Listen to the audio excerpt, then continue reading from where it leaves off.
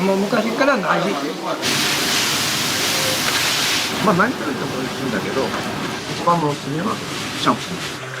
いらっしゃいませ。いらっしゃいませ。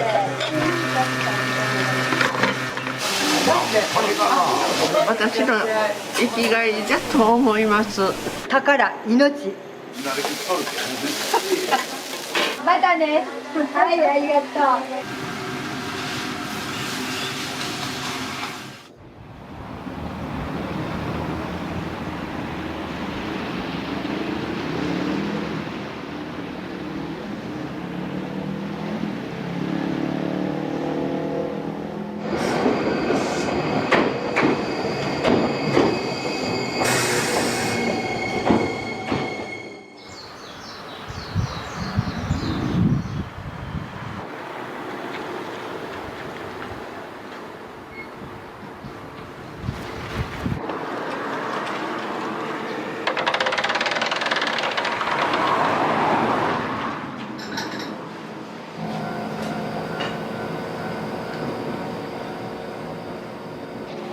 もういいや。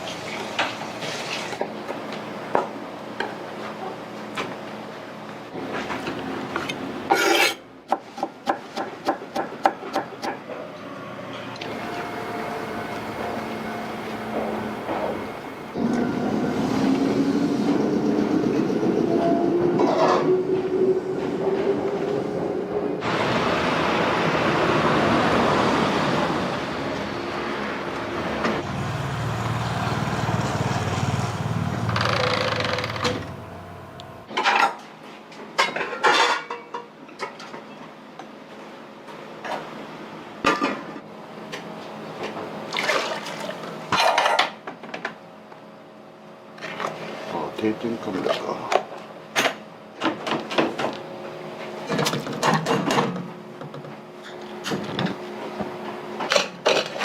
普通の男はこういうふうなことしないよね。70年前から同じようなことしてる。70年前。正確には74年前から同じことをしてます。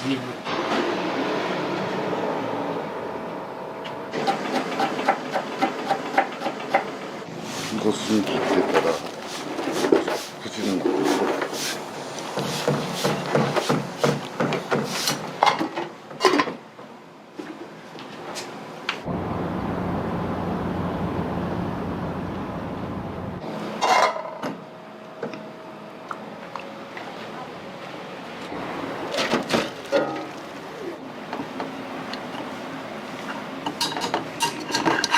冷まさなきゃいけないな。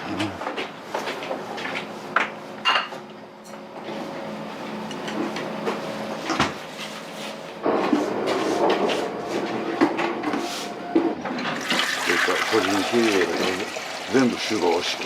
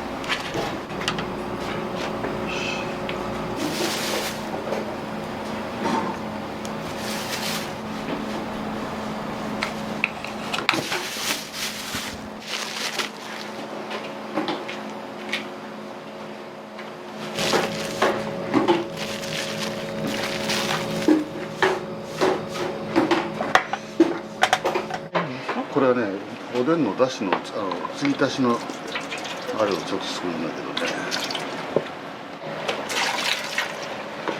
ちょっと砂糖を効かしてみようと。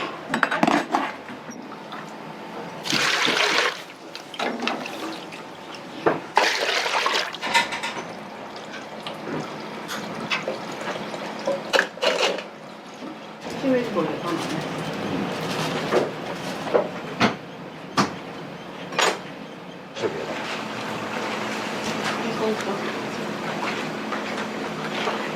70年継ぎ足しで出てきてるこの電話。これ珍しいね、ムール貝。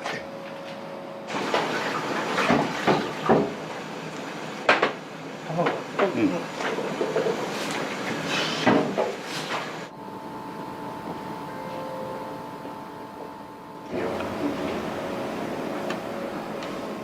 おはようございます。おはよ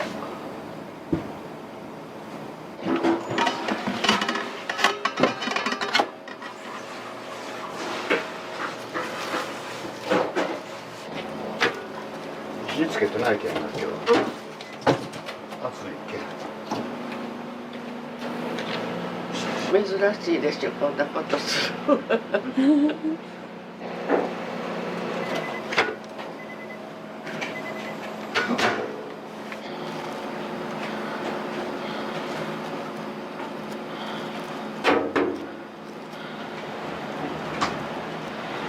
お仏壇にご飯あげる。365日。お線香とろうそくと2階にお茶が沸いとるけん、それお茶とお花のお水変えて次の代お茶ね続いとんです。お母さんおはよおはよう。頑張って。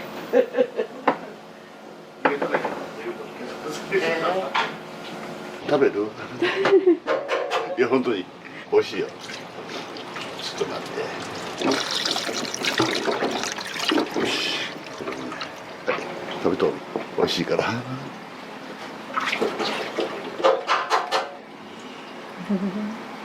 ごい上から油。美味しいやろ。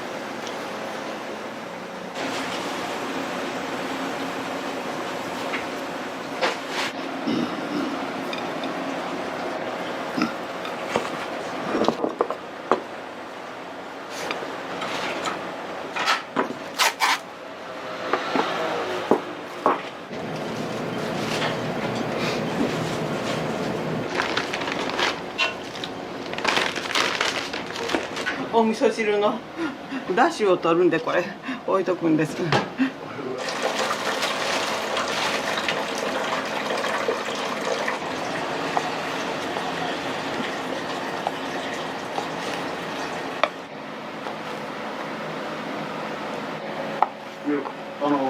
火が当てるかな。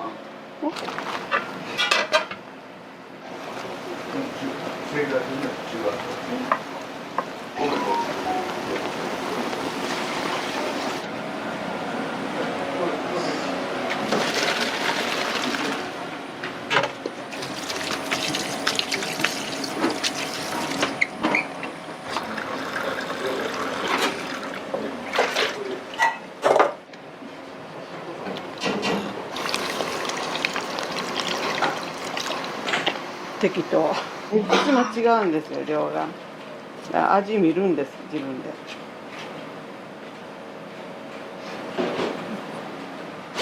大丈夫そう。いつもの味。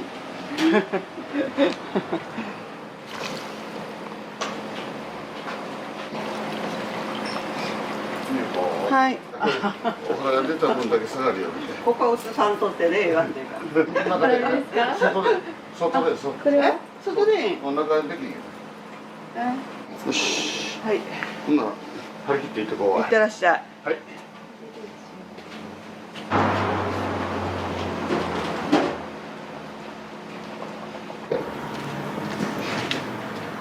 中に入って座っといたらええよ。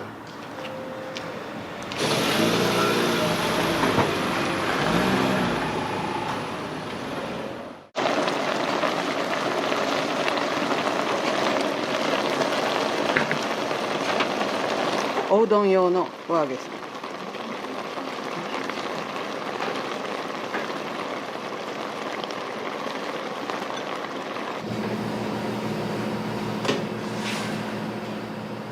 排水が悪いよね。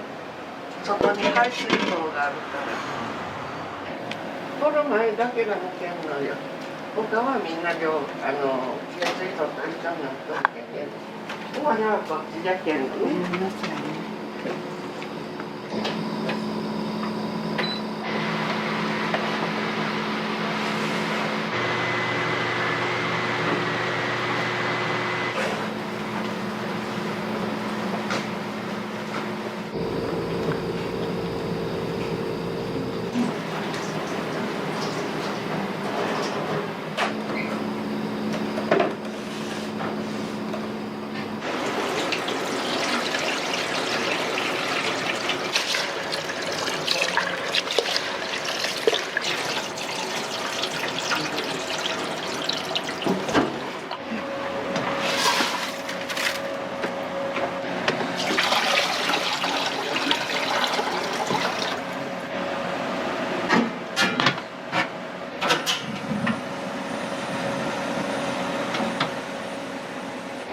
お味噌汁の具はね、おでんの大根の先を使うんです。先置いとったら使えるでしょ。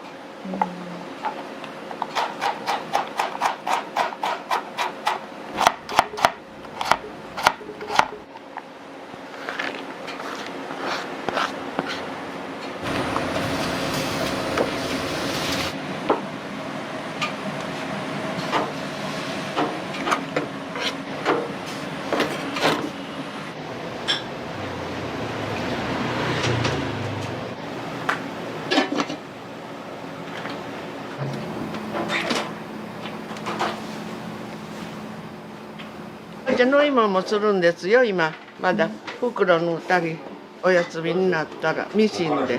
ミシンで、うん。手縫いしないミシンで使って、すごいね。いつも元気でいられる。そうやね。お休みになったらなんとかんとね、寝たり起きたりしもって袋こしらえたりね、何するから、まあ何度かんと楽しみがあるから元気でおれるんじゃないかね。うん。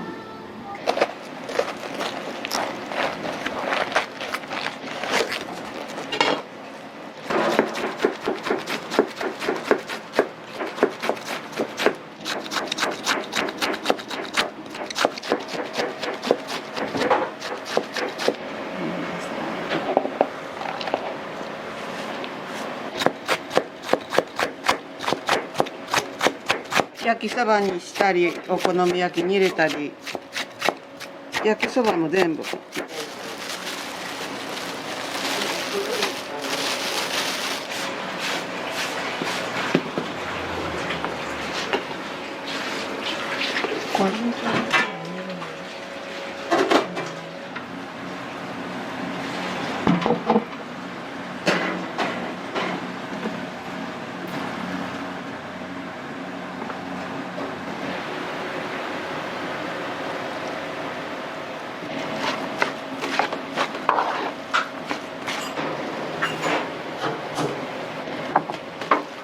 これで向こうへ行きます。お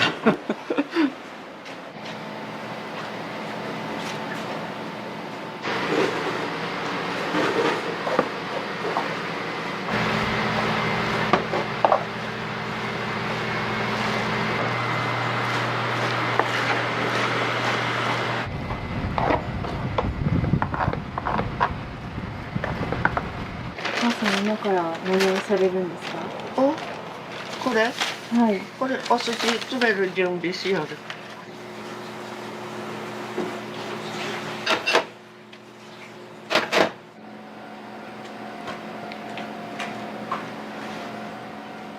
年は取ったらしんどい。はい。ありがとう。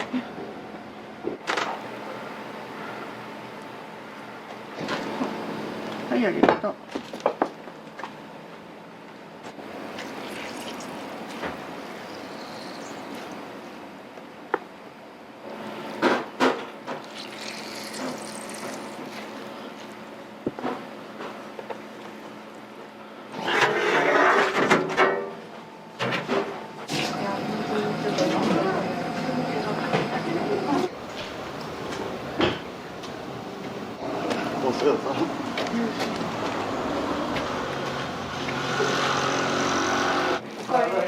おかえり。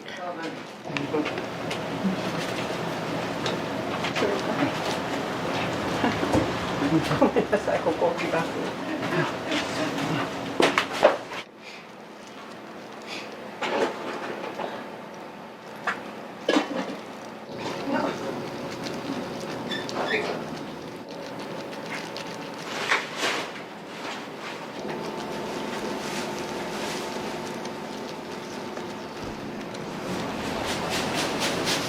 出来立ち食べる？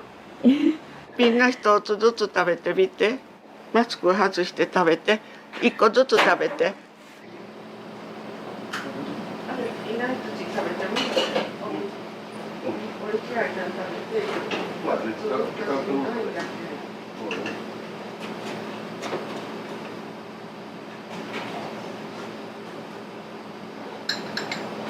めちゃくちゃ美味しいです。そうやろ。大阪の味よ。大阪の味。うん。大阪の味っていうのはもともと大阪でいたんですか？うん。終戦後にこっち帰ってきたんよ。おうどん屋さんよ。おうどん屋さん。うん、うどん屋さんよ。それはご主人様と。この人3代目なんよ。私の父。商売は楽しい。うん、楽しいよ。ボケもせんけ。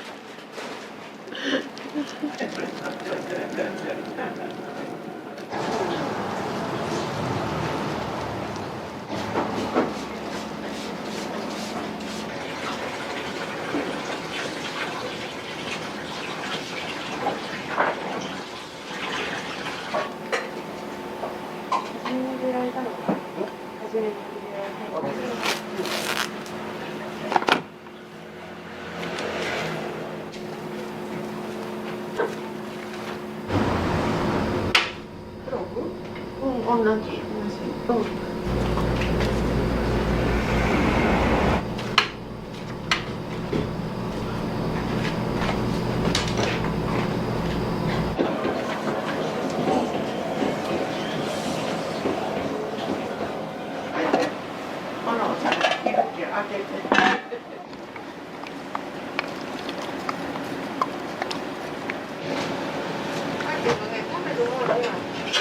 どうぞどうぞどうぞ。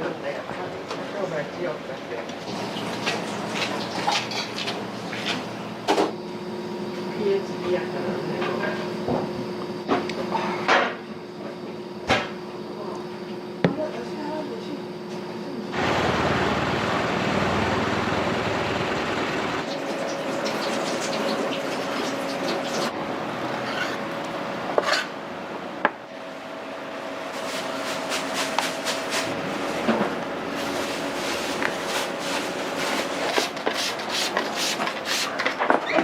これは僕のあれだけでお醤油。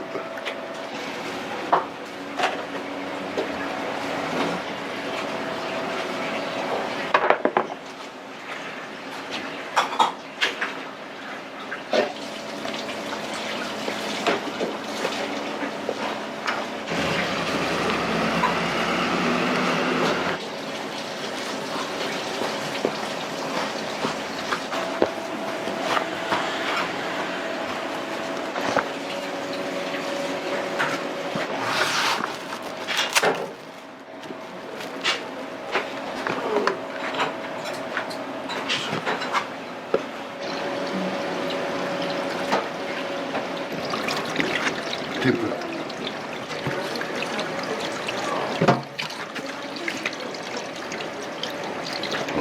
これをこう持っていって。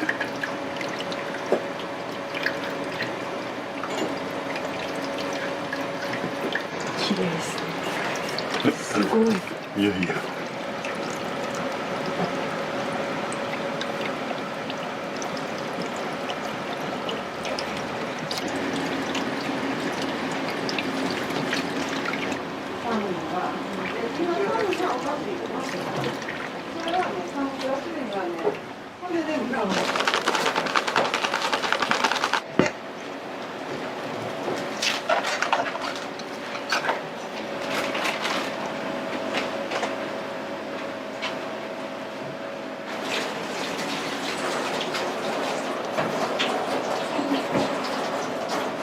高野に乗って20年近く値段よう上げんないけどな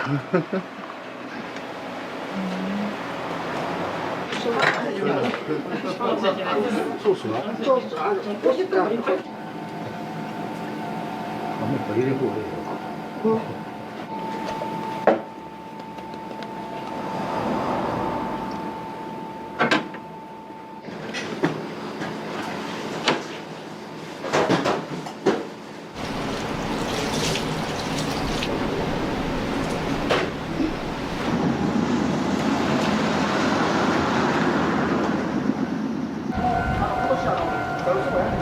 山ちゃんサラダうどんとざるそばじゃあね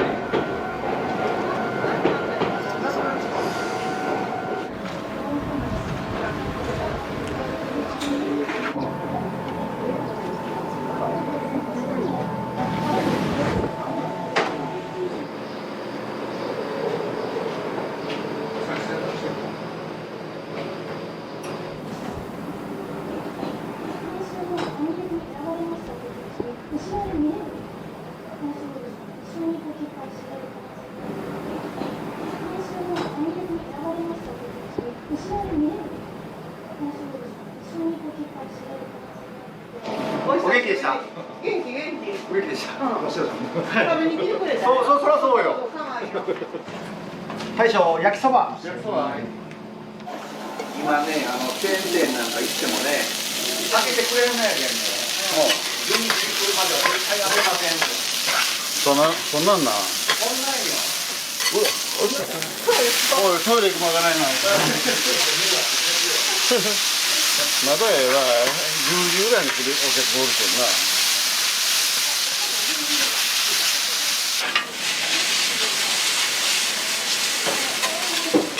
こうやってもらおう。開け出していくもらう。すみません。こん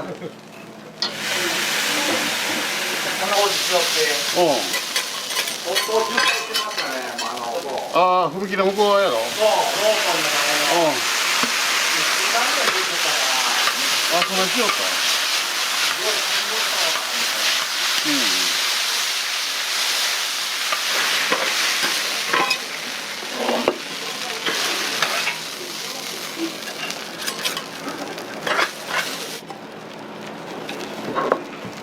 焼きそば400円できたよ。いい。はい、お待たせしました。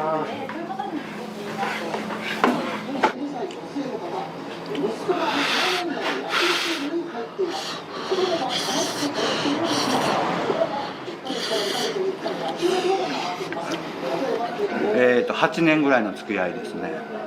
なんでここに食べに来よるかって言ったら安いからとかで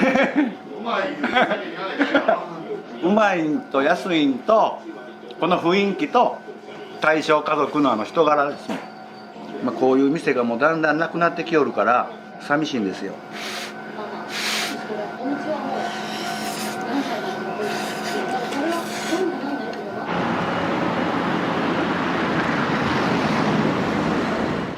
すみません、早起きていつもおでん1本といなり2本やりました。690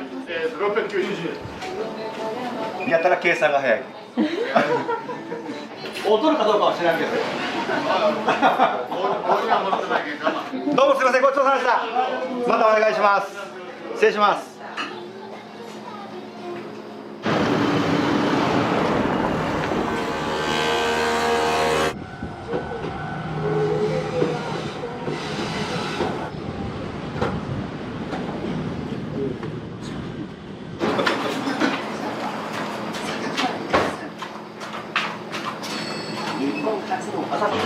この間もカツラ来たの。カツラやろ。おお、お前どうしようかったやろ。そのまた用意してくれてしまう。ありがとう。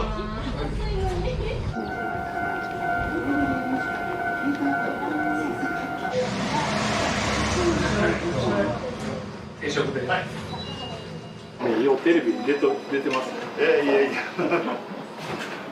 おーい。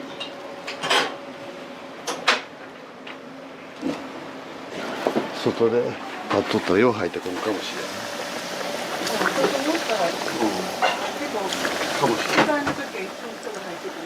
見えるけど。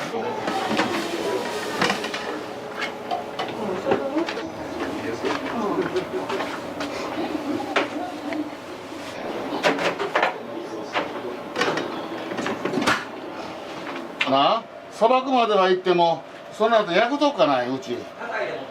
ありがとう。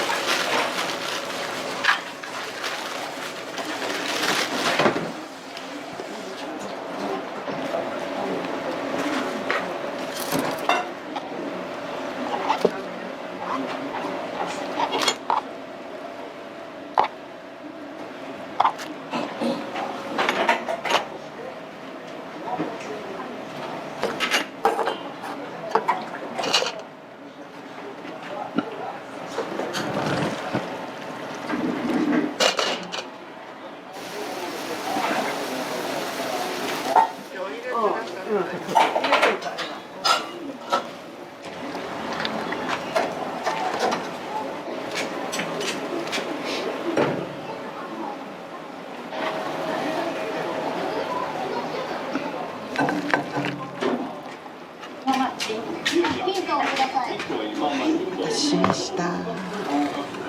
一食をこれに置き換えるだけでなんと半分もカロリーを減らせます。渋谷さんの話をするとですね、腕とか肩がすごく動かしやすくなるんですね。心臓マシンのようにですね、お腕にやってたんですけど、なかなか積極的にですね、大きなってしまったりとか、これですとしっかりこれを入れてくれて、奥までしっかり入ってくれて、しかもコンパクトでご自宅で簡単にできるというところで、とてもいいと思いますね。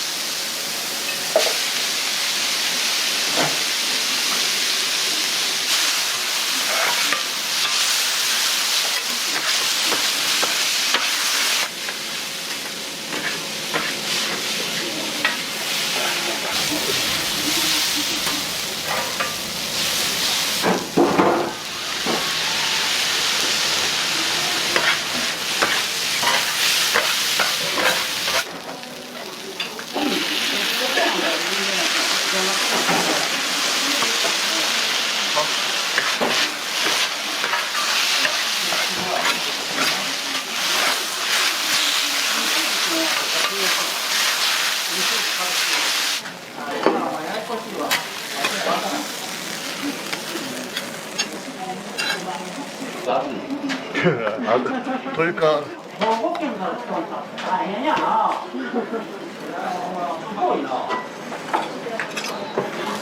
はいはい。どんだろう。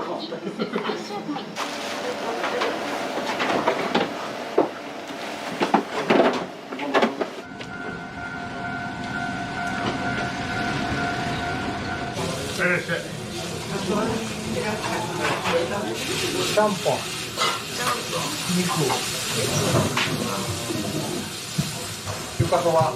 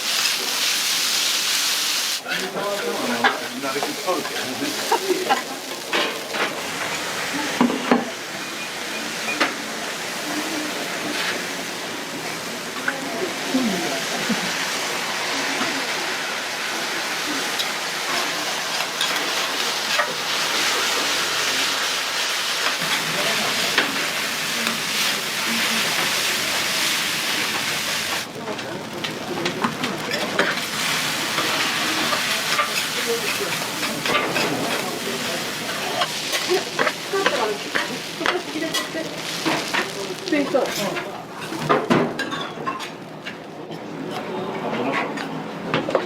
これ焼きそばに行くとな。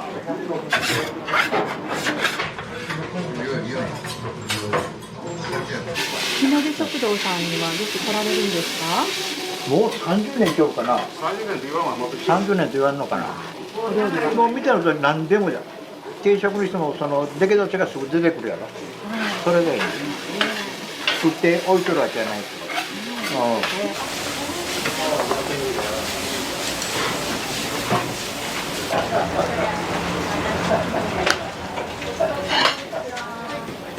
おかのお皿。焼きそばに行くたまえそれ。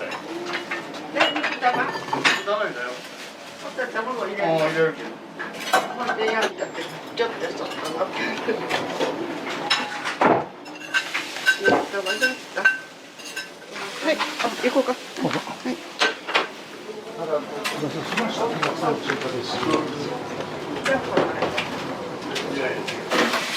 入れるよ。あ、持っていってあげて。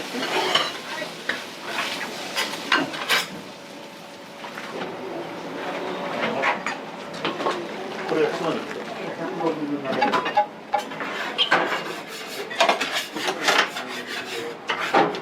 お待たせしました。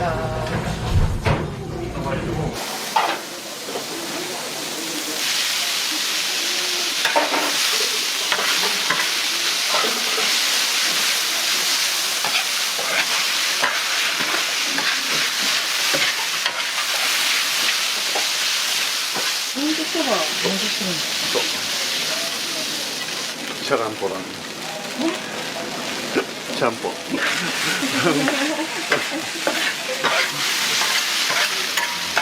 なにね、うどんだけそばだしより食べやすい。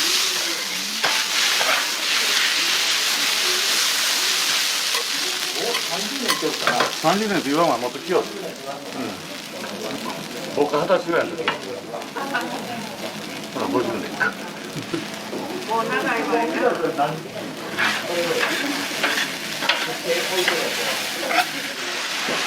もう30年と言わんで。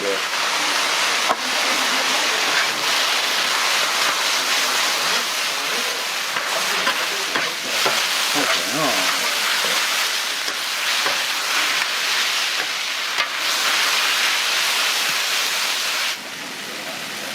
無理してくれより一番長い間してくれよりしては70年。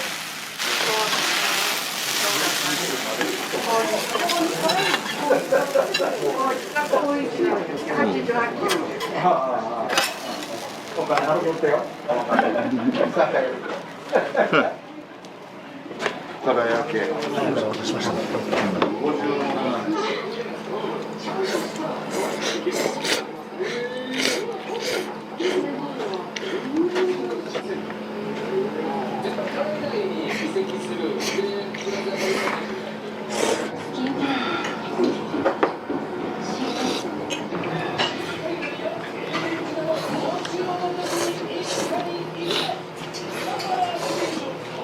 でじゃないけどね、忙しい時に遠慮してさとか、今日みたいに来たりした時はね。コーヒー飲むのがな、お客さんが次から入ってくるけ。食べるのが終わり頃にはお客さん入ってきたらいっぱいやったらもう出るよーってすぐに出ようだけ。さあ帰りまっか。は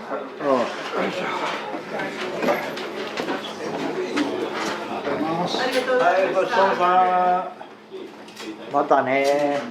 あ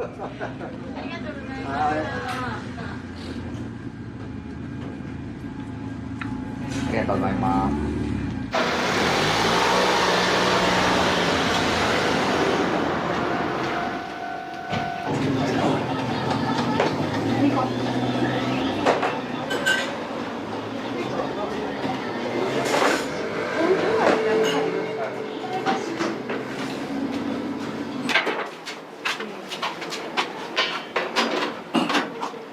来てくれても我慢だけど、焼き物焼いてもらっとるから今日が。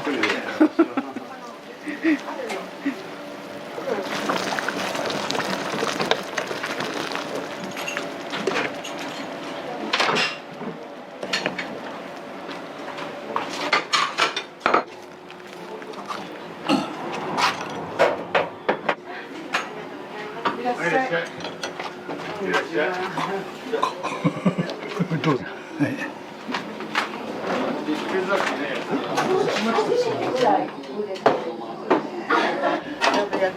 あ、そうめんどしか。お肉だけチーズ3つ、それと日替わりです。鍋焼きといなり1個。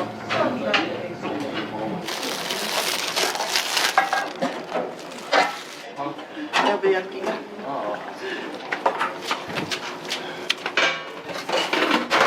曇って。い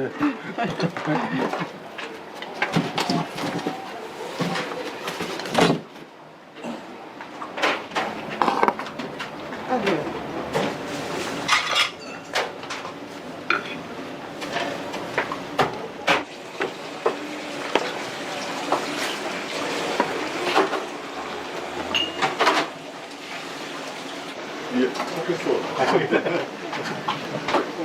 足腰が弱まって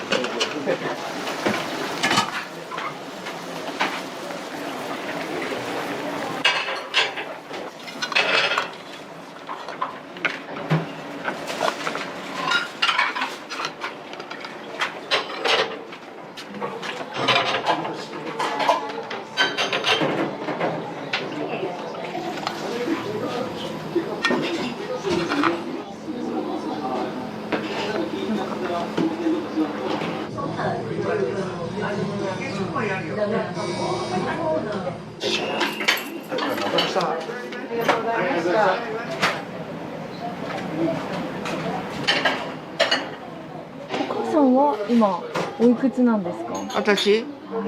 私なんぼに見える。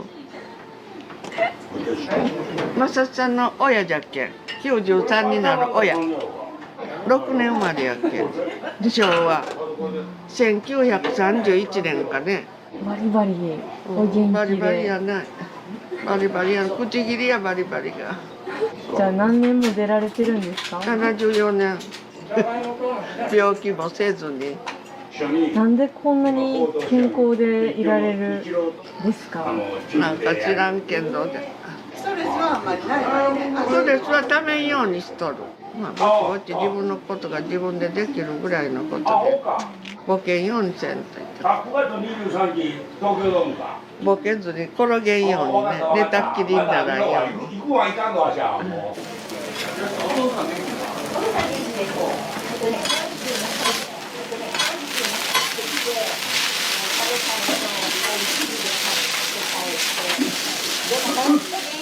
元気やないんよ。口切りよ元気なんは。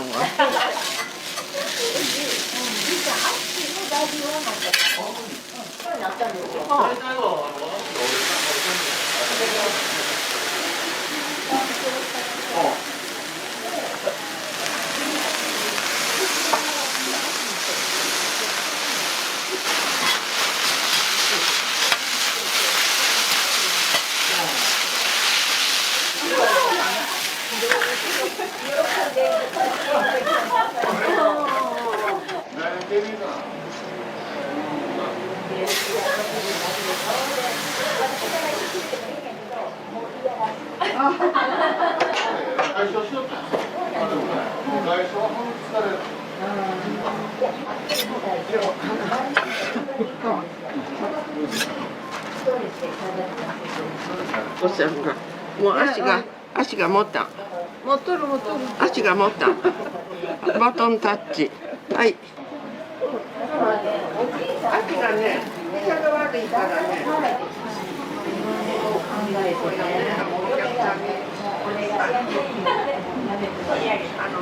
う支えられて。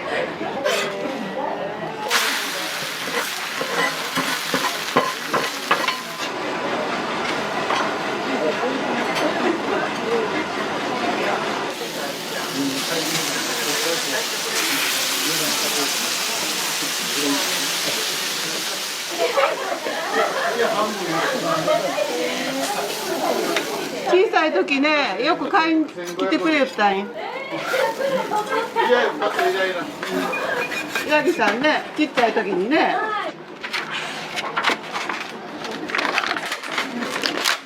普通に持って仕事は違う。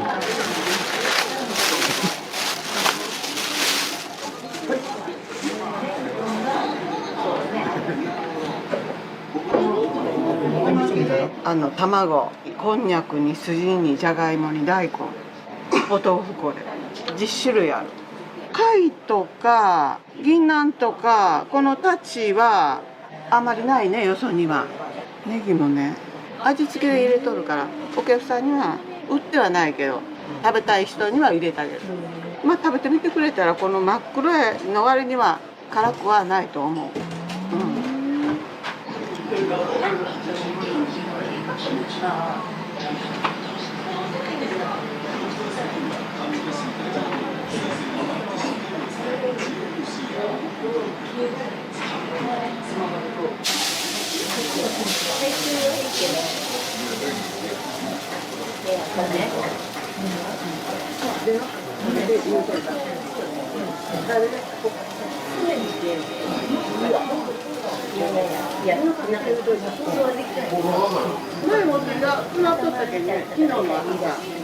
これもね、昭和の20年代からやってるやつなんです。ネギとね、ホルモンを刺して売ってたんです。それが名物やったんですよね、うちの。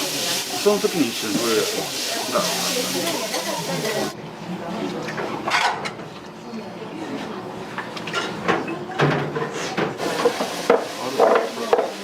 わしも焼きそば。なんで中華そばやろ、お前。中華そばはこっちよ。中華そば。定位置よ。ここ座る人は本当偉い人ばっかりなの。火がないで。おお、火がない。ありがとう。お前も1年じゃな。整理？販売？あ、焼き芋やってよ。販売もしよう。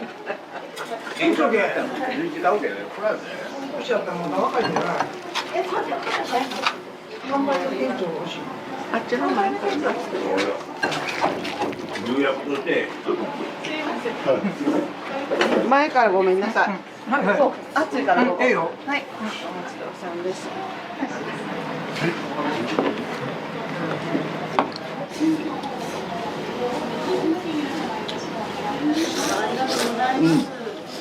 こ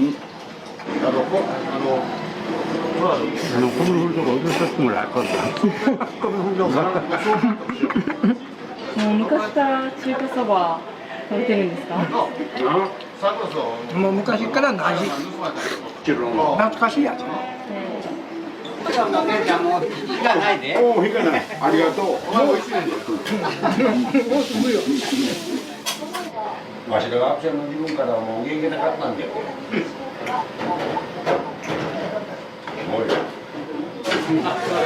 はい、ありがとう。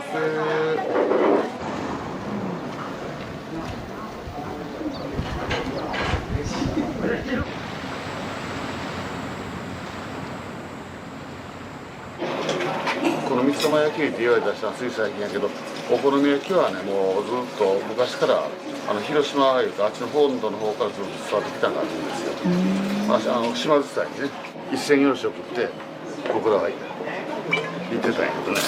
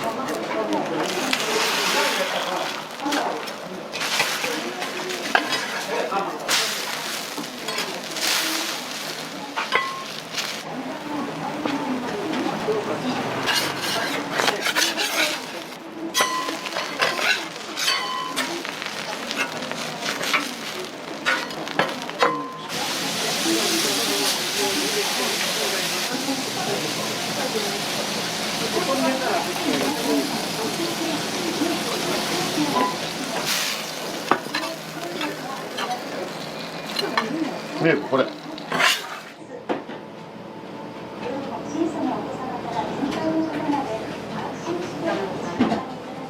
石破元幹事長が勉強会を開催し、茂木幹事長は講演会や企業を視察、高市氏は来月安倍元総理の命日。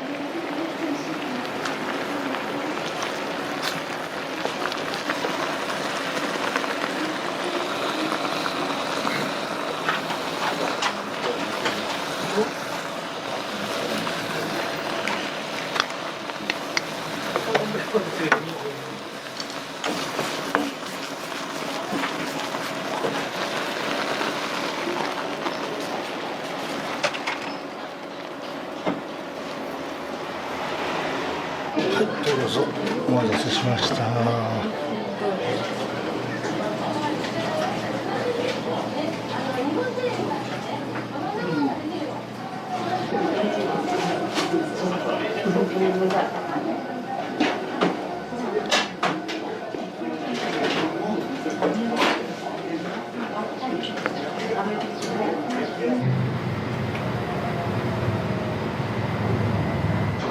もうしんどい時もあるしいろんな時もあるけど、まあそのままでなんとなくその生きてきたから、まあそのままの人生だと思いますよ。楽しく地域に密着してこれをどうそう変えようとは思わないんですよね。だから今のままを続けていきたいです。お父さんにお父さんよろしい言うとって、みんな元気でおらないかんよ言って。はい、どうもありがとうございました。私の生きがいだと思います。お話もできるしね、みんなと。もうお店をみんな来てくれてね、長持ちさせてくれるけん。あとはもう元気で、もう一生懸命頑張ると思います。やっぱりお客さんがおっての日の出食堂やからね、ありがたいと思いますよ。それぐらいのことしかね、思い当たらんもうこの長生きしすぎ。は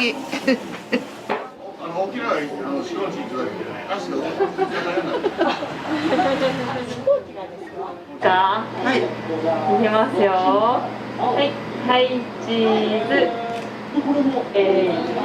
ありがとうございます。山本さん、これLINEで送って写真。そしたら。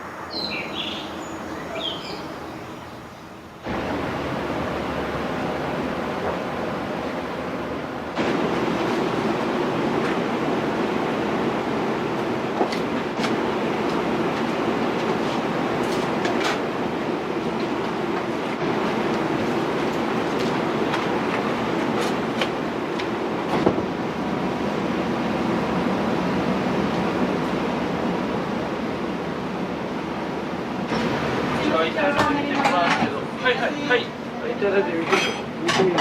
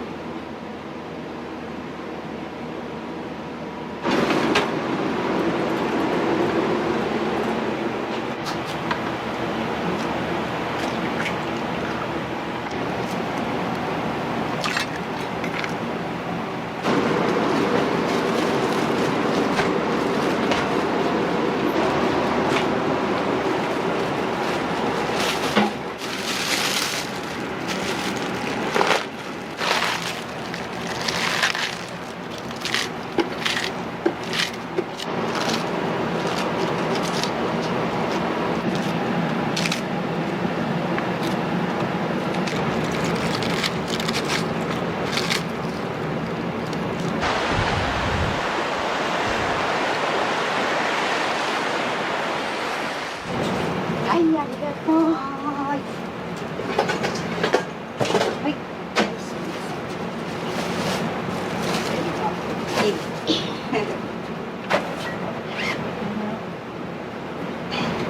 これは何を持ってこられたんですか？エビです。お好み焼きや焼きそばに入れなさるのね。ありがとう。はい、ありがとうございます。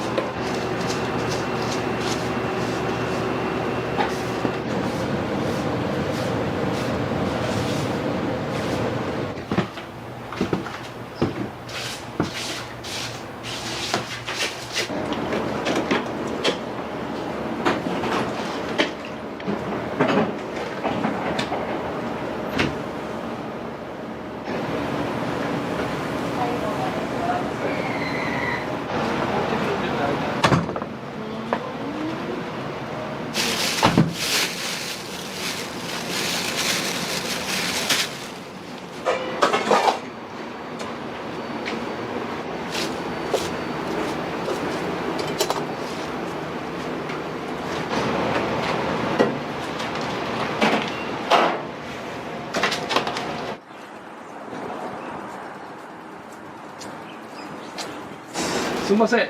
食べてください。わかりました。ぎっくり腰になった。出た、また。はい、気をつけてね。ありがとう。なんですよ。常連さんなんですけど、シャインマスカットを持ってきてくれて、この間ちょうど休みの日に電話があったんですけど。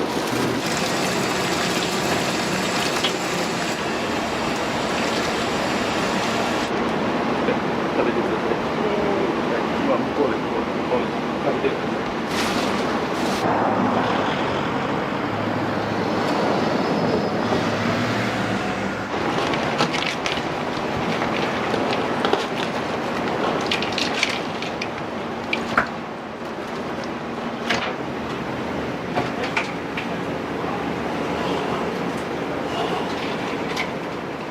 これはね、焼き飯とか焼きそば、ちゃんぽん、うちのエビにの材料に入るのは全部これが入ります。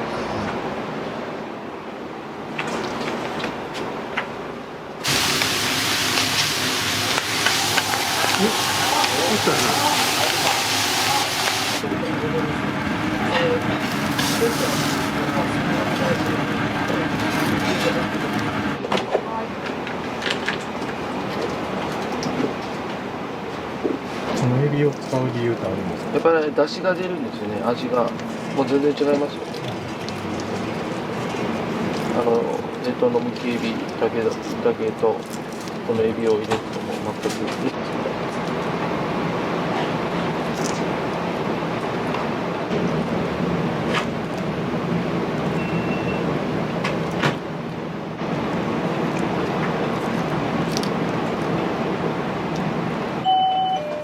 このエビめっちゃでかい。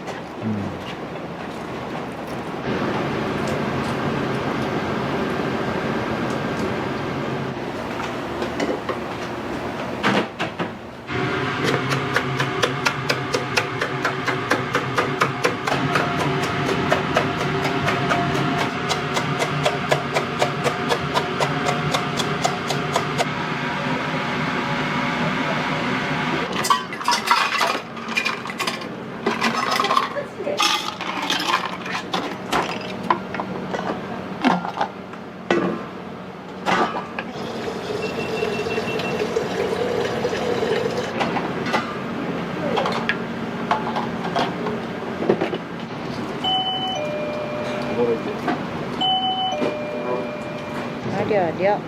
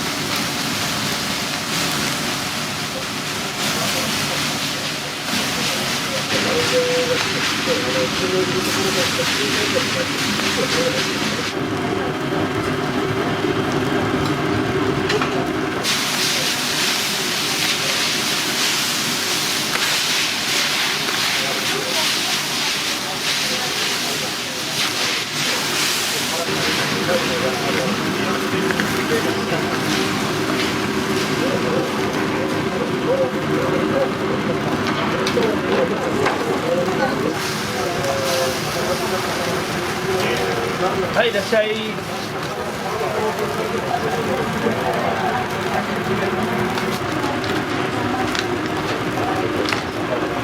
っとでいいですか。はい、いつものセット。あ、じゃあ、こう、違う練習しよう。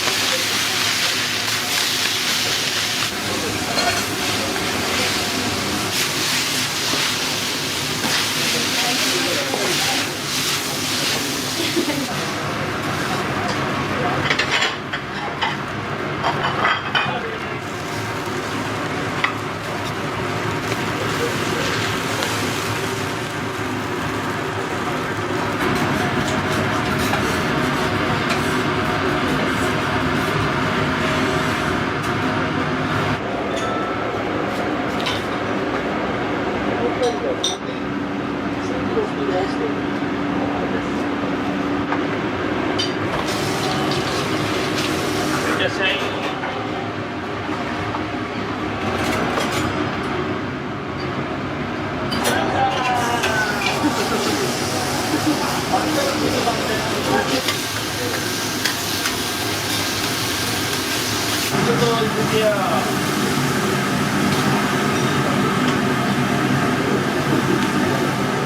おすすめはね、ここはやっぱり一番有名なのはちゃんぽんですよ、ちゃんぽん。ちゃんぽんっていうのはよく聞くのは八幡浜ちゃんぽんって麺のちゃんぽんなんだけど、この大津のちゃんぽんっていうのは焼き飯の中にそばが入ったようなのがちゃんぽんで、それが一番ここのおすすめ。すごい美味しいですよ、もうおすすめ。まあ何食べても美味しいんだけど、まあ一番のおすすめはちゃんぽん。非常にイケメンだし、なかなかいい人で、しょっちゅうお世話になってます。気さくに話してくれるんですよ。言われんでもするわ。じゃあ、また来るって。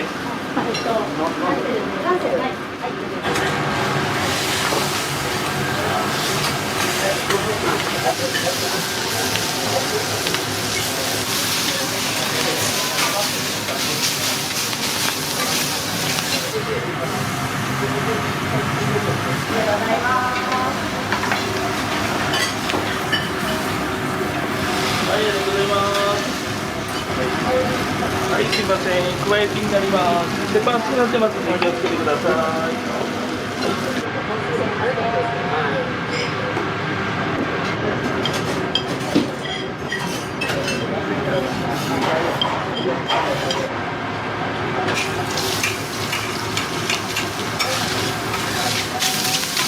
い、いらっしゃい。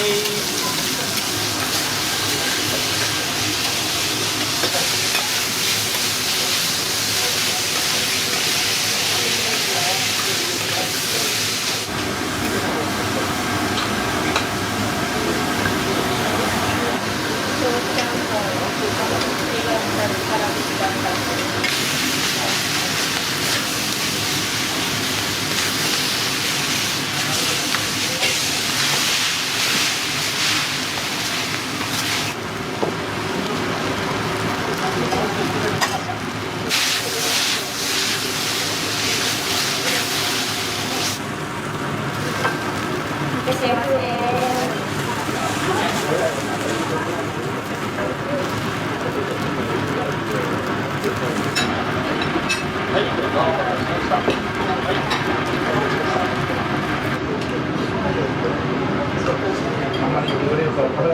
ちゃんぽんが美味しいんで、他の料理食べたいんですけど、絶対これになっちゃいますね。これからも足を運んで食べに来られますか？あ、そうですね、行きます。はい。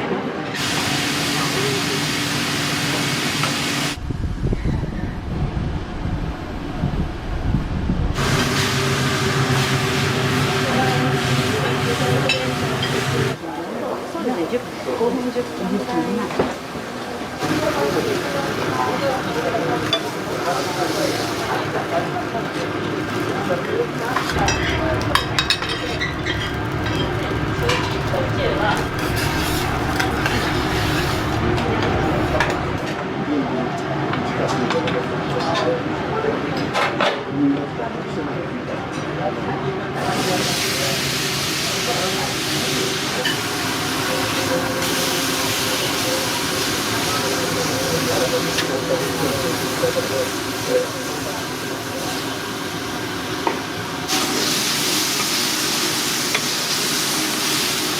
これは何のお肉ですか？これはバラ肉ですね。バラ肉です。はい。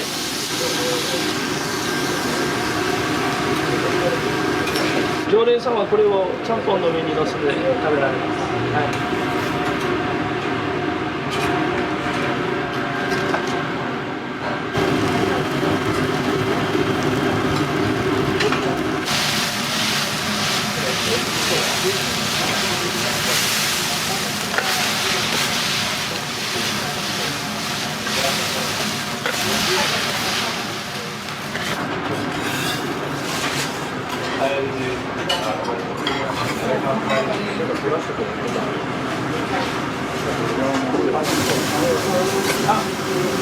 2名ですが、まだちょっと30分前後かかると思うんですが。は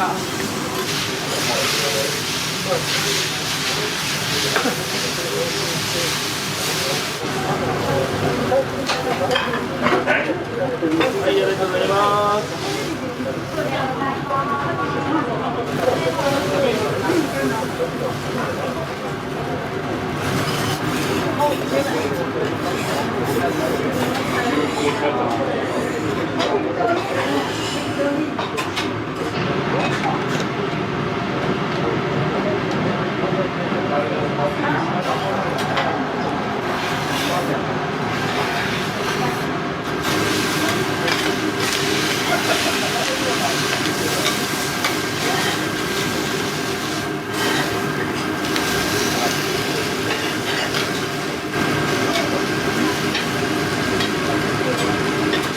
はい、どうぞ、ご焼きになります。はい、バーツで気をつけてくださいね。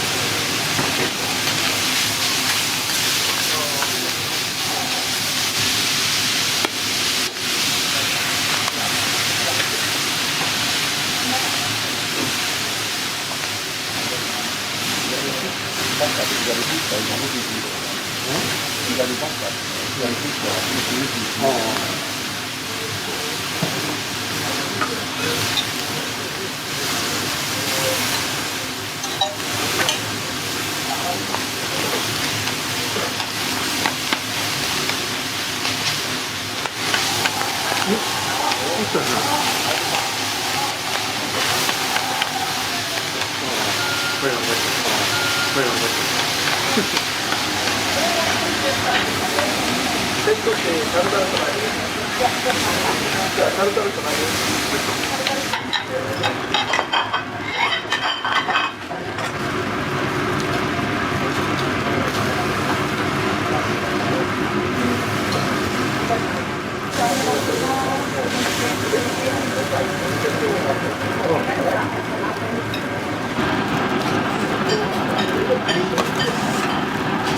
座敷にちゃんぽんの甘口、小ちゃんぽんの甘口、座敷一番。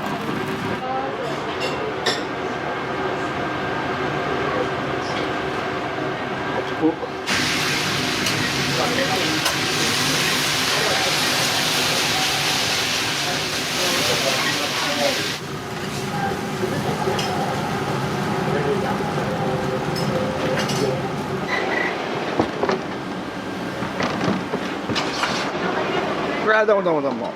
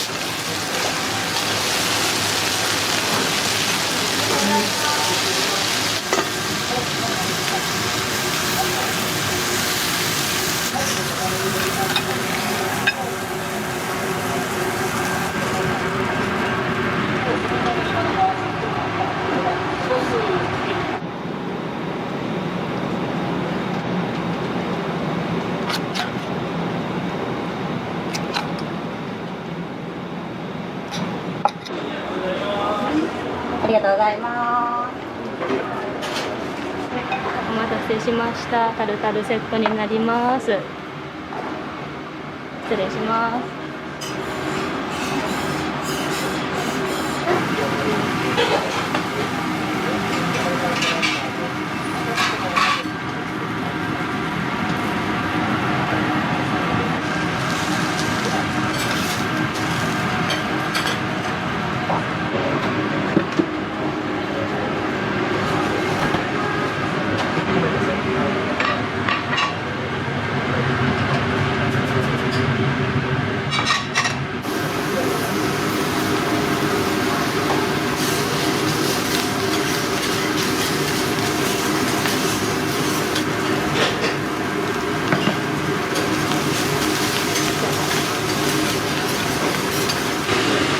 っていうのはどういうお料理になるんですか？くわ焼きは昔農作業される方がくわの上で山菜やジビエキジミなどを取ってくわの上で焼いたのをヒントに、大勢言えば肉が美味しいので、あとエビとか豚とか混ぜて塩焼きにしたでくわ焼きの上に焼いたっていうのが、発祥になってます。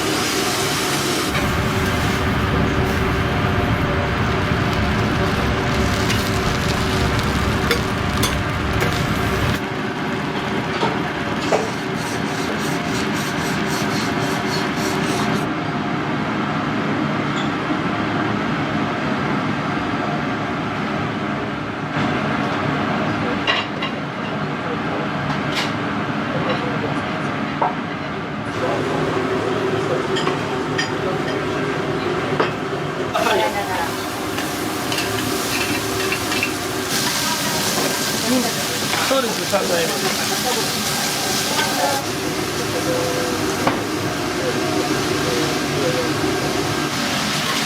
このソースも自家製なんで、できるのに3日ぐらいかかるんですよ。炊いたり寝かしたりをすると。3760円です。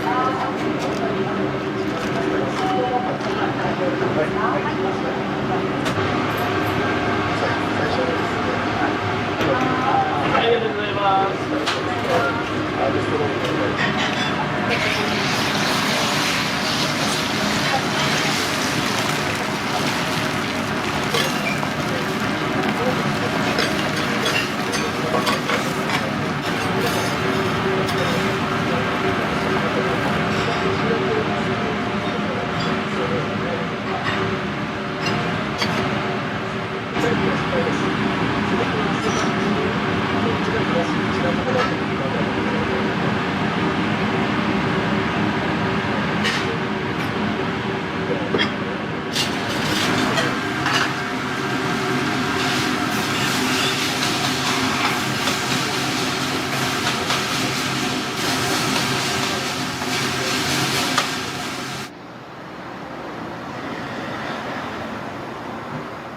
心がけてるのは変わらない味ですよね。こう時代が経つにつれて今まで入ってた材料が入らなくなったりできてたことができなくなったりする中でどうやってこの味を守っていくかっていうことですよね。一番嬉しい言葉がいつ来ても変わらないねっていう言葉が一番嬉しくて、はい、それだけはやっぱ心がけて。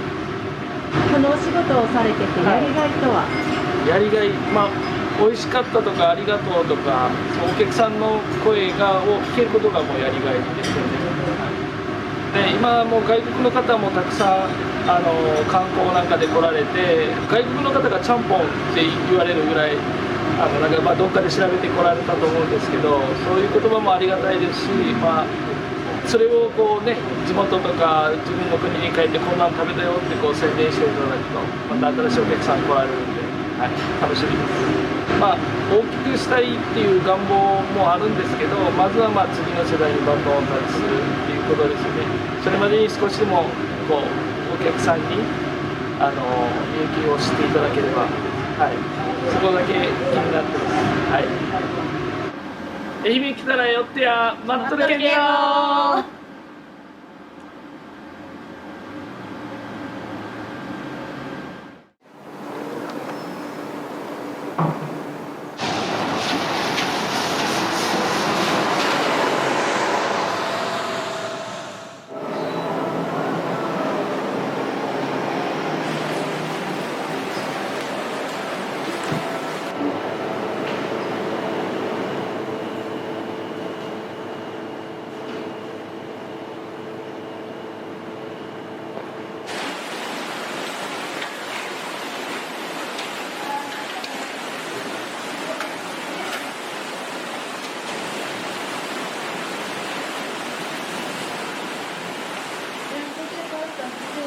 雷誰だったっけな。おお、どれ？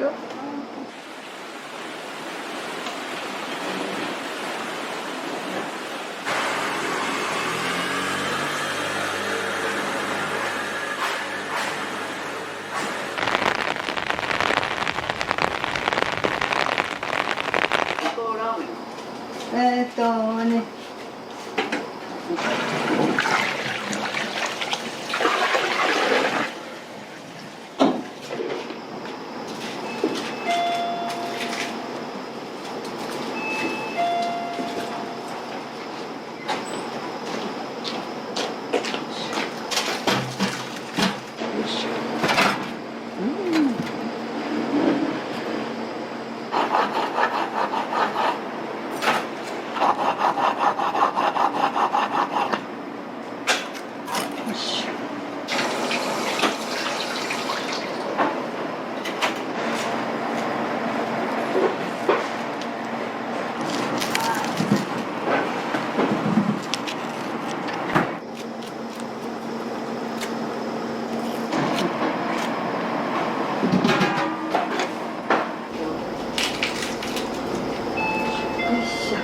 それからフライヤーに油に。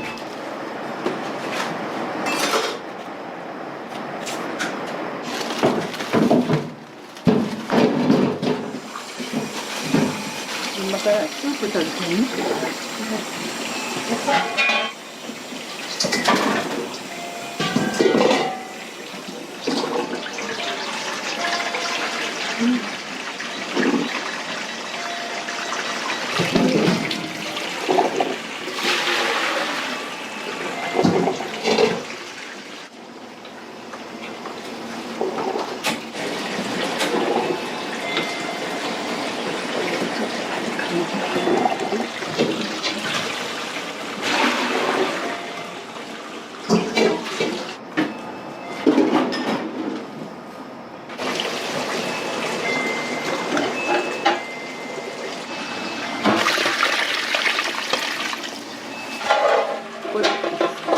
30-40分してはけんねんばか。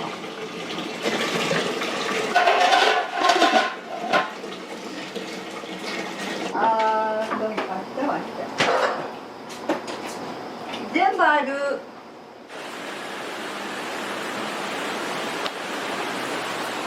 もう一回照明して作ってもらっていいですか。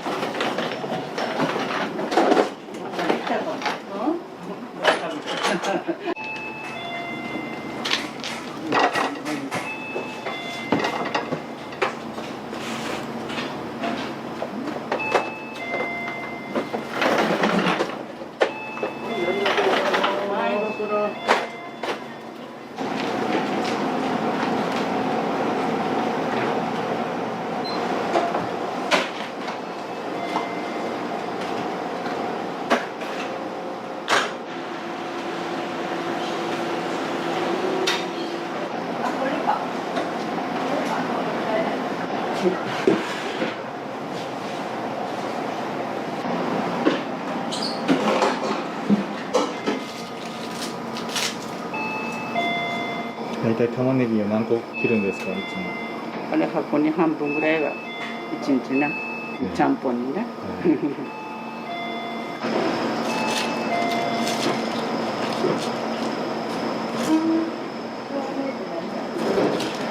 鶏を漬け込みます。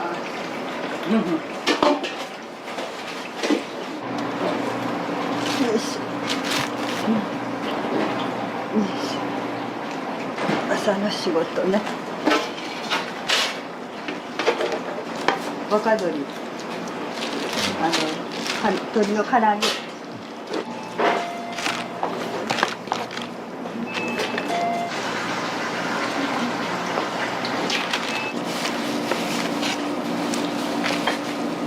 検討。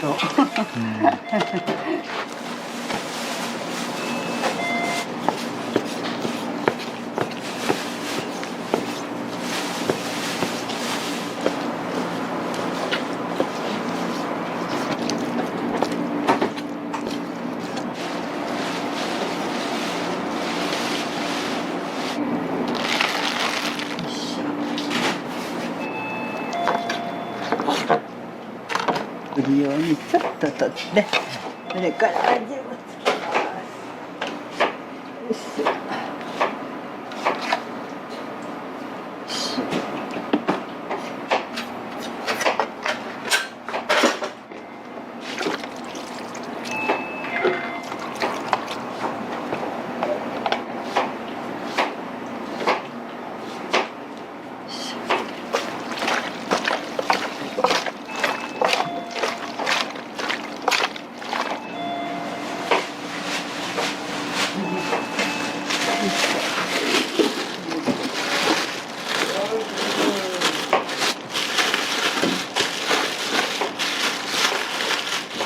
これでいっちゃがり。だ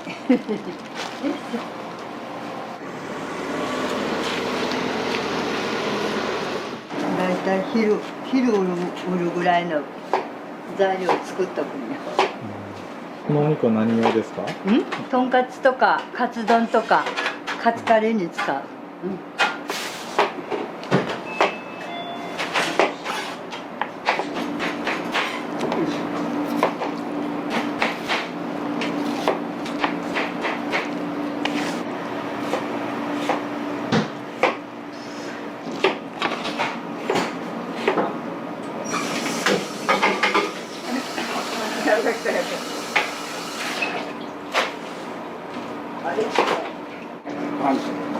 食パンと最後はくるみと酢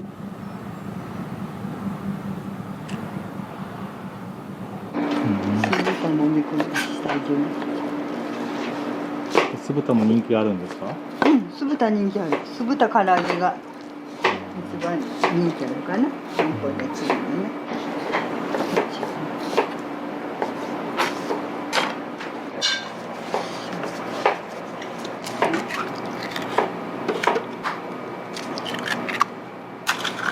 これで片こぶにしてよいしょ。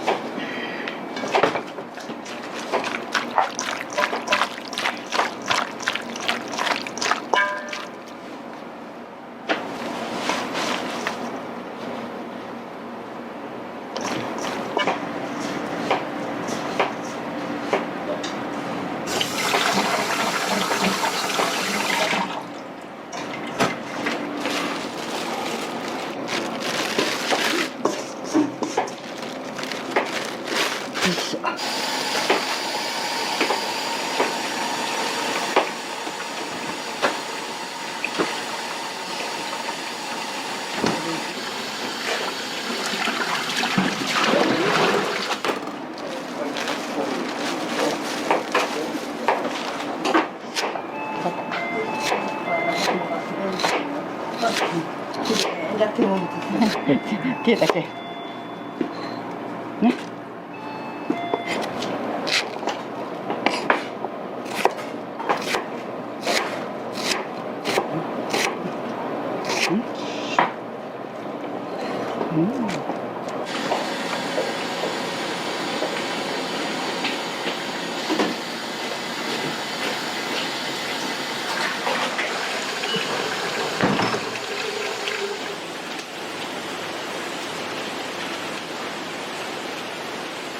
それちゃんぽん材料だし。これ出すな。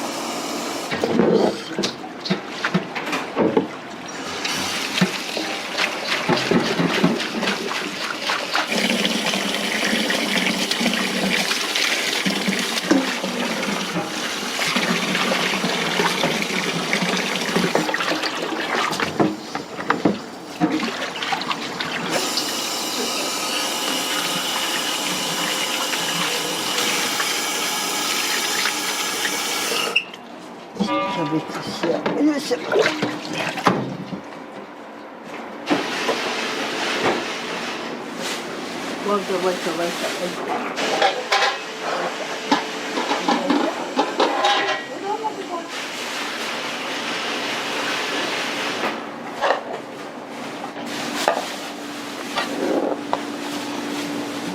これ1時間はかすよな。はい。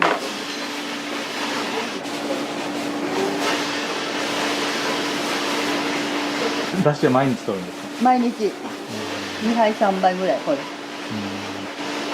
これだいたい昼過ぎたら終わる。2回3回取る。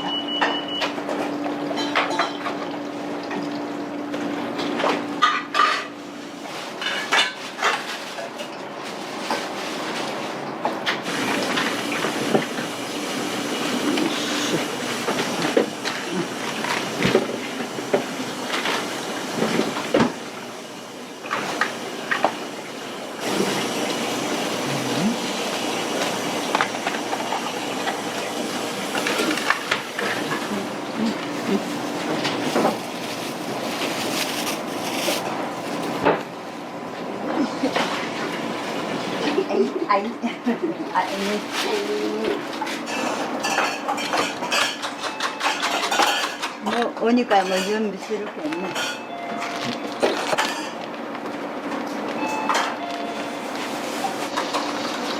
これとんかつつけたりね、カツ丼のカツつけたりする。うん、これもね。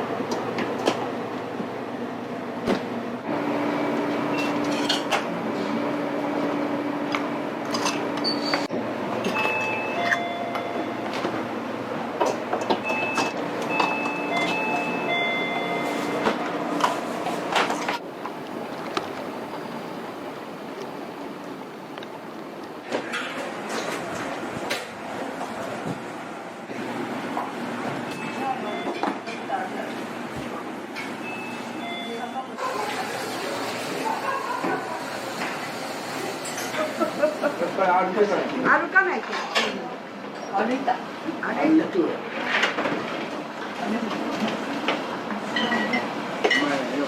焼き飯やで。焼き飯ね。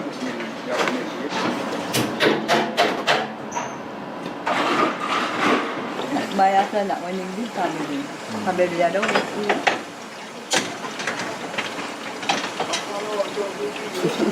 なんもせん、おにぎりだけ。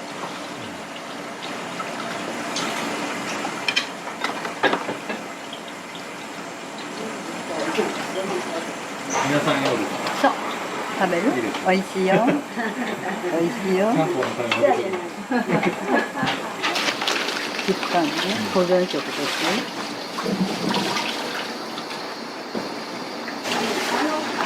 つかみなさいよ。ありがとうございます。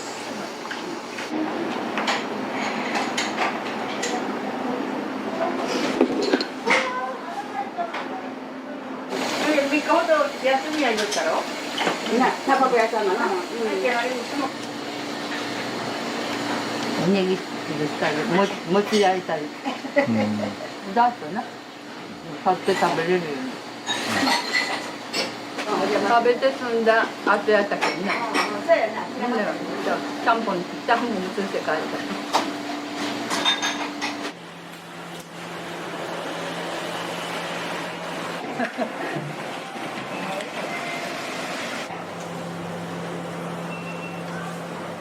したらおばんでこ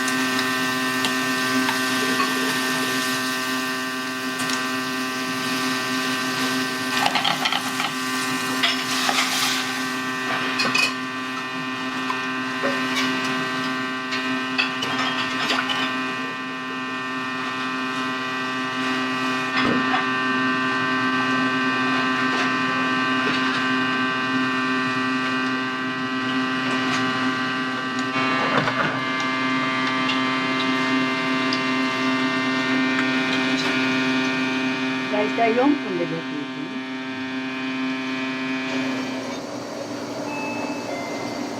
これどうぞ。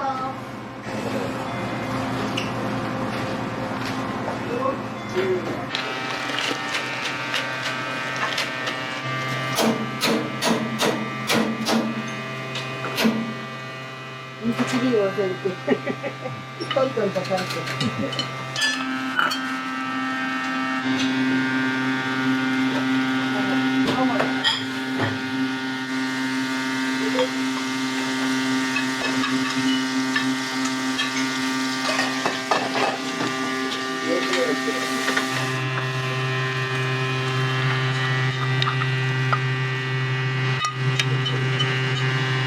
これが700円のちゃんぽんでございます。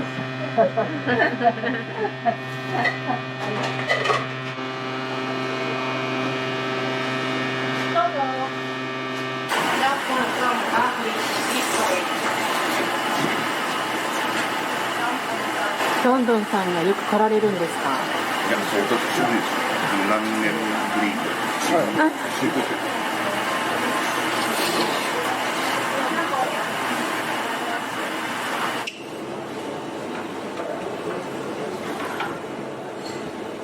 ゃんぽんとハーフにカレー。いただいて持ち帰り。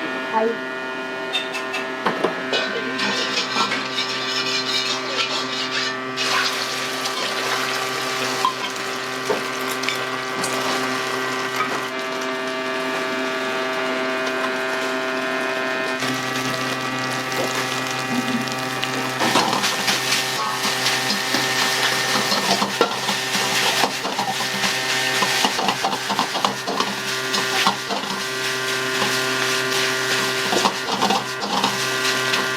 スープがいらんね。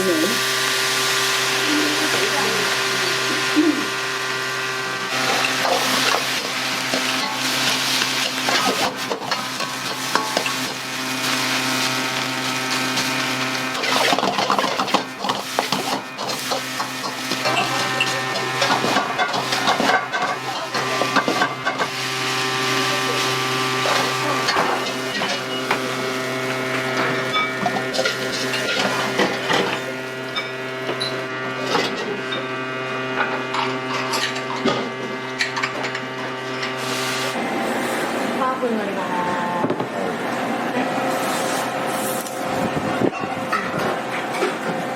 ちゃんぽん、ちゃんぽん、チーズカレー、3です。あ、そうかな。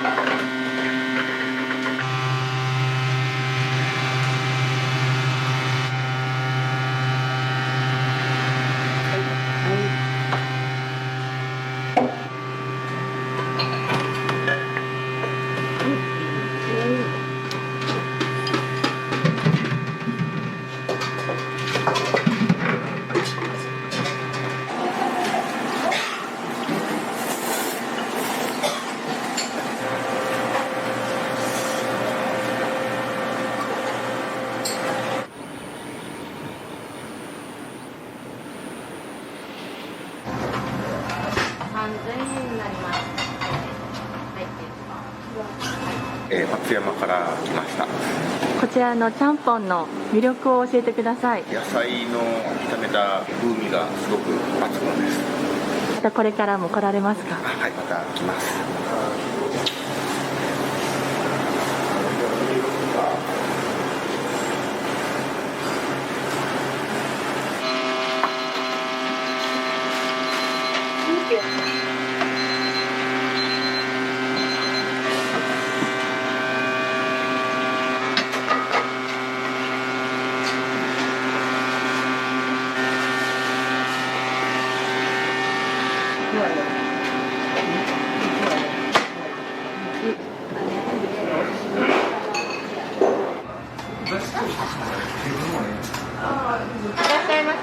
いらっしゃいませ。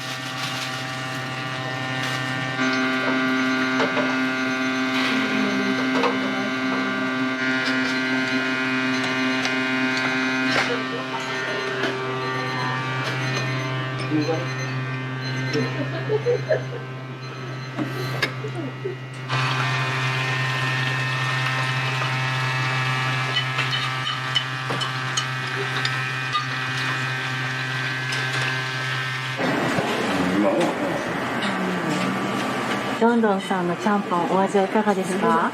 おいしい。このちゃんぽんがそう食べに来たみたいな感じで。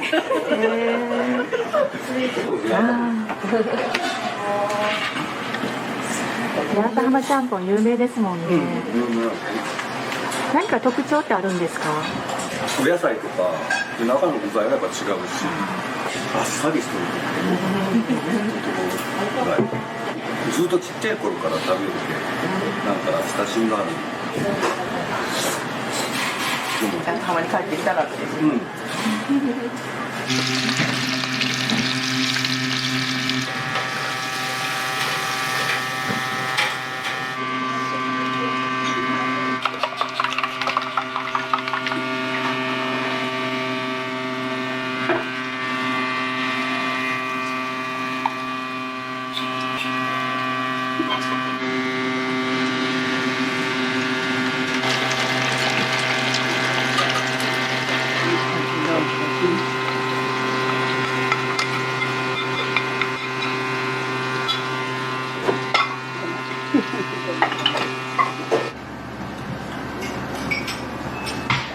ちゃんぽんに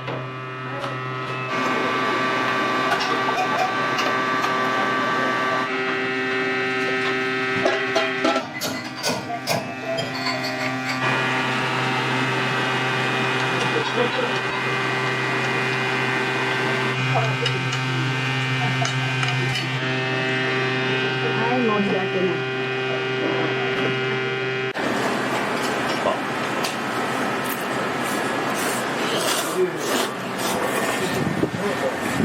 な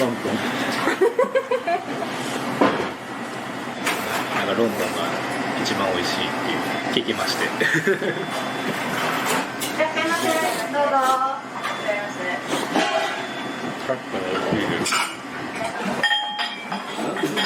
いつも前向いて感じるでしょ。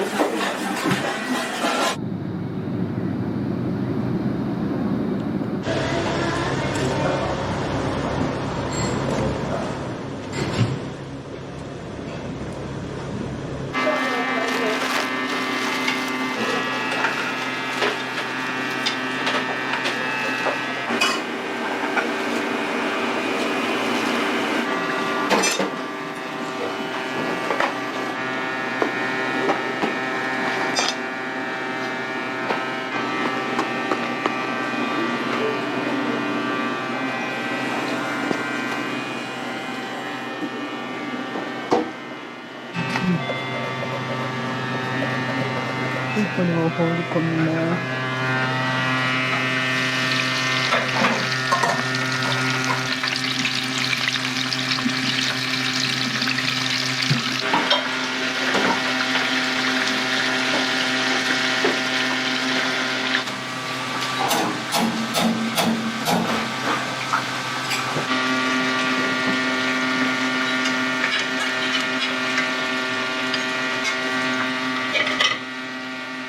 エビフライは定食ですか？はい。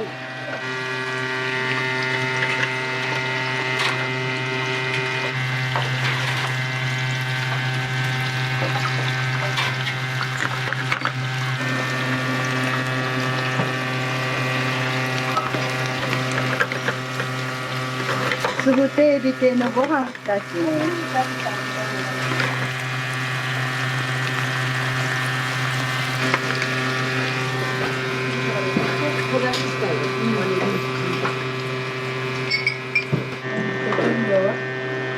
温度それもするんだ。今度これ。ちゃんぽんも。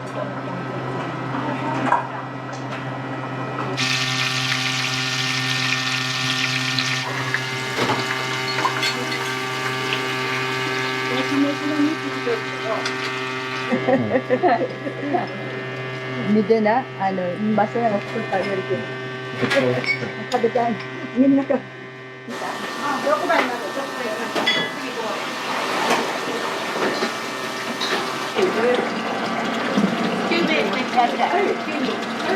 お食事されてみてどうでしたか？いや、めちゃめちゃ美味しかったです。あっさりしてて、もうスープまで飲んじゃいました。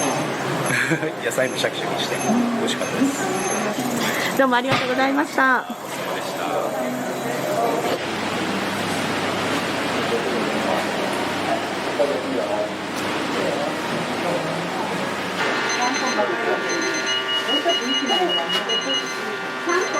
ちゃんぽんにオムテイと焼き飯と野菜炒めしたい。まずちゃんぽんかな。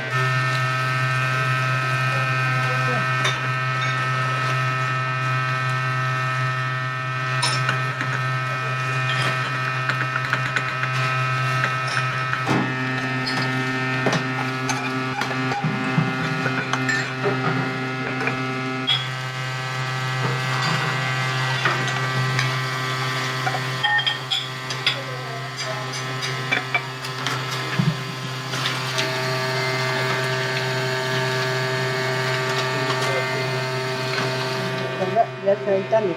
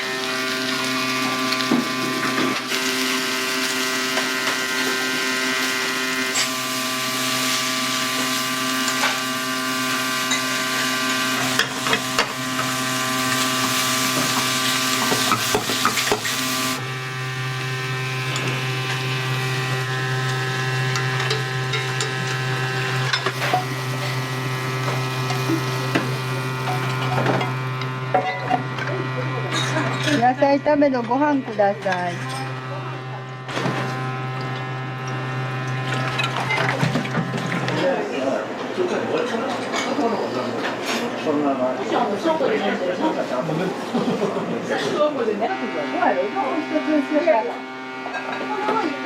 7つ全部できたらいいけど。そう。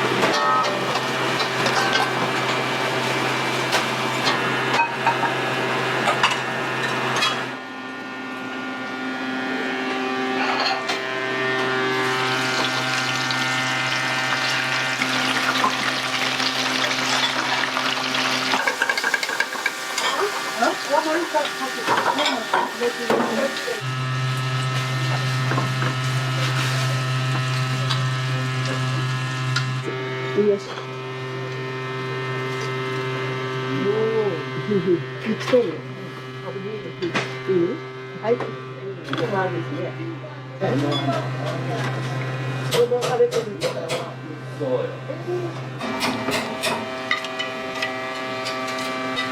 気が向いた方、はい。気が向くままに。これ波です。これは上の分。上の分。はい。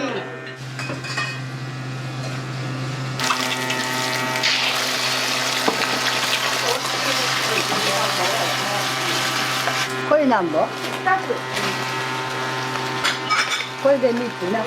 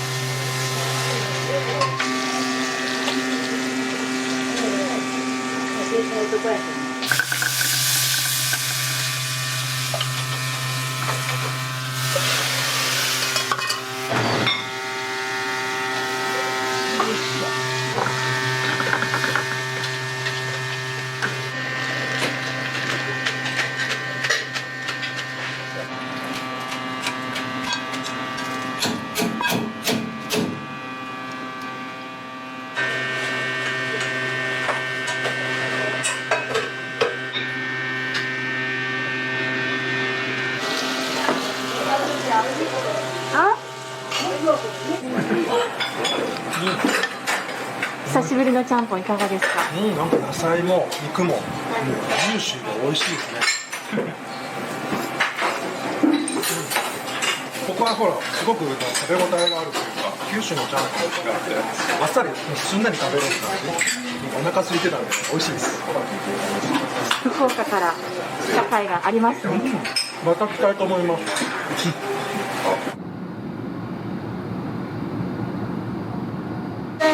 またね。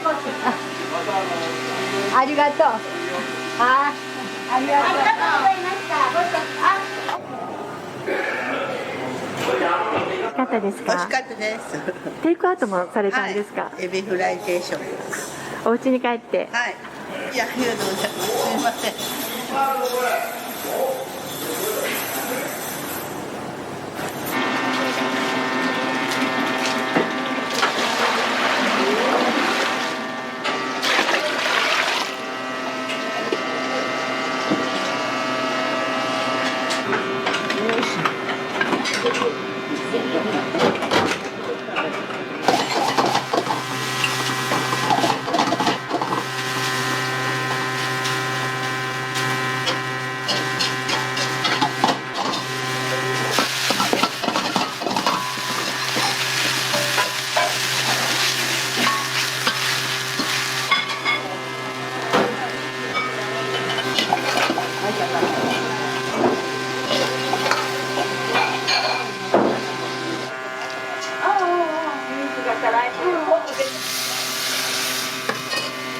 うちの旦那が7年前に亡くなって、私が全部しよる。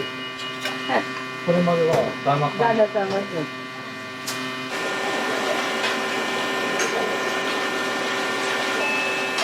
奥さんは、またね。はい、ありがとう。双子じゃない。双子じゃない。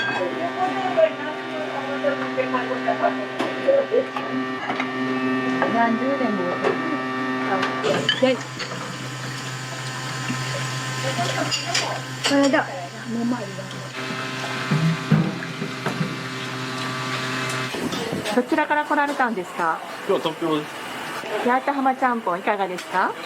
すごい美味しかった。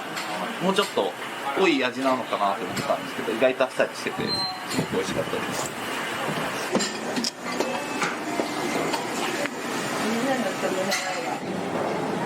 美味しかった。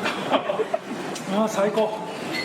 またね来たいと思いますんで、皆さんも来てください。ありがとう。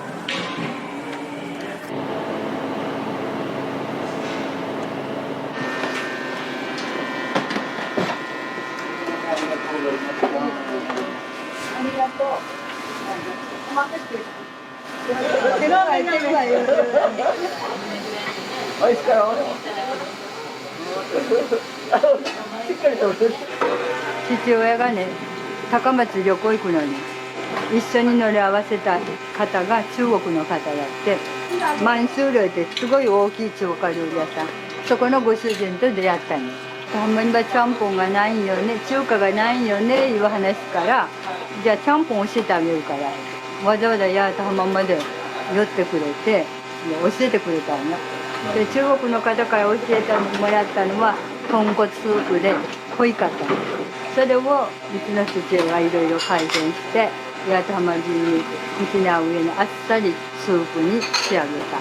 それが元なんだけど、長崎とかそういうとこは全然関係なく、独自の味になりました昭和23年からアイスキャンデーしよったんよ。でずっと田舎の方のお店屋さんに卸しよった。ハイカラやったんよ。だから名前もロンドンでハイカラにつけたらしいけど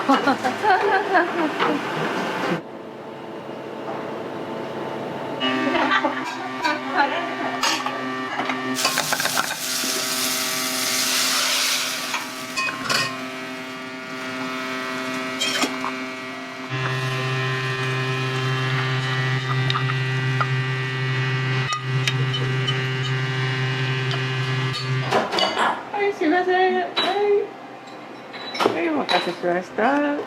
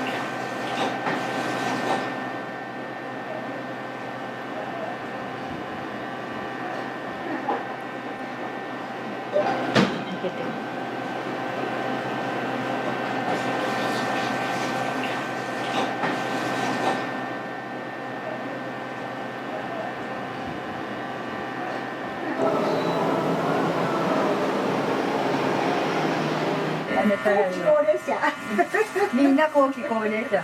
それも上回ったね。あんただけね。お母さんはこの店継がれて何年なんですか？だから20歳として60年ね。60年。ほんまに小学校3年生ぐらいからここに仕事したけんね。仕事しよう。お母さんにとってロンドン本店は、宝、命。そのまま。これライト持っとこうか。またロンドンへ食べに来てな。また来てな。はーい。